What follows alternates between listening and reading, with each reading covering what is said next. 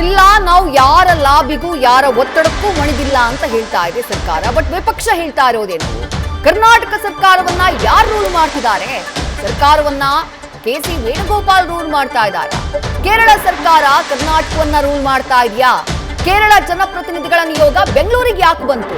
ರಾಜ್ಯ ಸರ್ಕಾರಕ್ಕೆ ವಿಪಕ್ಷ ನಾಯಕ ಆರ್ ಅಶೋಕ್ ಅವರು ಹಾಕಿರುವಂತಹ ಪ್ರಶ್ನೆ ಇದೆ. ಮುಸ್ಲಿಂ ಮನೆ ಒಡೆದ್ರೆ ಕಾಂಗ್ರೆಸ್ ವರಿಷ್ಠರು ಪ್ರಶ್ನೆ ಮಾಡ್ತಾರೆ.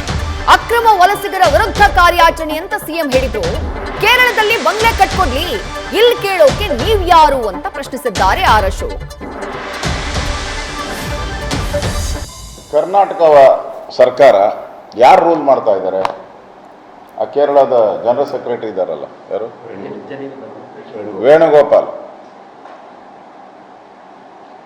ಬೆಂಗಳೂರಿನ ನಾರ್ತ್ ಇಲ್ಲಿ ಕಸ ವಿಲೇವಾರಿ ಮಾಡೋಕ್ಕೆ ಒಂದು 5 ಎಕರೆ ಜಮೀನು ಅಲಾಟ್ ಆಗಿದೆ. ಏಕಾಏಕಿ ಅಲ್ಲಿ ಈ ಮುಸ್ಲಿಮರು ಬಂದು ಅಲ್ಲಿ ಶೆಡ್ಗಳು ಹಾಕೊಂಬಿಟ್ಟಿದ್ದಾರೆ. ಕಸ ವಿಲೇವಾರಿಗೆ ಇಟ್ಟಿದ್ದು, ಬೆಂಗಳೂರಿನ ಕಸ ವಿಲೇವಾರಿಗೆ ಹಣ ಕೊಟ್ಟು ಸರ್ಕಾರ ಅಲಾಟ್ ಮಾಡಿರೋದು ಕಾರ್ಪೊರೇಷನ್ಗೆ. ಅದನ್ನು ಕಾರ್ಪೊರೇಷನ್ ಅಧಿಕಾರಿಗಳು ತೆರವು ಮಾಡಿದ್ದಾರೆ. ಕೇರಳದ ಮುಖ್ಯಮಂತ್ರಿ ಪಿನರಾಯ್ ಟ್ವೀಟ್ ಮಾಡ್ತಾರೆ, ಅನ್ಯಾಯ ಮಾಡ್ತಾ ಇದ್ದಾರೆ ಮುಸ್ಲಿಮರಿಗೆ. ಅಲ್ಲಿ